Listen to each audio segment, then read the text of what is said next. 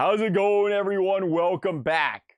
We are 1 week removed from the Cincinnati Bengals just getting completely stonewalled against the Cleveland Browns and that Cleveland Browns defense.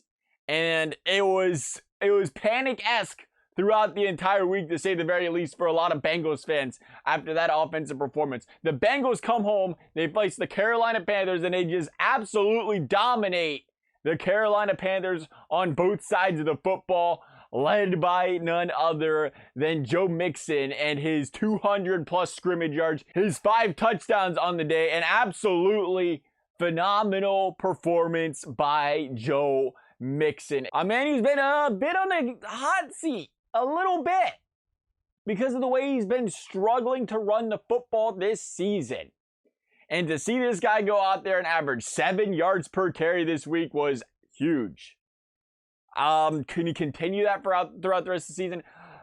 He's not going to do that. No, there's no chance he's going to go 5 touchdowns, 7 yards per carry the rest of the season. But I do think he can step up from where he was earlier on in this season. I think Pittsburgh's going to be another game where historically Joe Mixon plays really well against the Pittsburgh Steelers, and we see them coming up after the bye here for the Bengals. So I think Joe Mixon, we can see him start to trend in the right direction. He gets a little momentum going, he gets confidence back, and we see this run game start to come alive again. Where we see that, I still think you could see, the 3.8 to 4.2 yards per carry range. I don't think they're going to blow anybody out of the water still, but I still think this was a huge game. It was a huge game, not just for Joe Mixon, but for this offensive line. It's been an offensive line that's clearly struggled. Joe Burrow's on pace to get sacked, like 8,000 times this year or something, more than last year.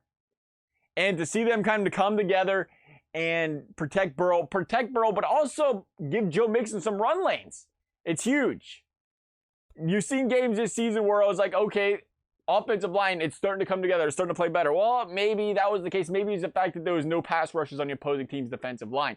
And that could have been kind of reflected by the fact that Joe Mixon was still struggling mightily to run the football, even in games where Burrow wasn't getting hit as much. So to have a game where it all comes together, I don't care if it's an 8-0 Philadelphia Eagles team or a 2-6 Carolina Panthers team. The fact that it was able to all come together, they was able to dominate on both sides of the football, I think it's a very big step in the right direction. Again, there's not going to be TJ Watt against Pittsburgh. I think it's a chance, again, we've been waiting for a while, and continuity, it's a big thing.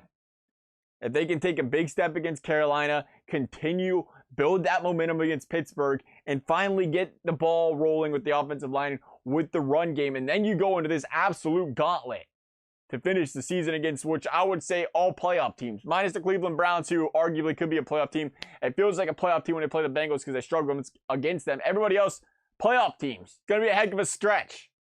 And the Bengals need to be playing their best ball on both sides of the football. And I think this was a massive game for Joe Mixon. And I think we can see him start to trend back to Joe Mixon of old if we just get a little bit more momentum coming out of this Pittsburgh game coming up. Love you guys' thoughts. Thank you guys for watching. We'll see you next time.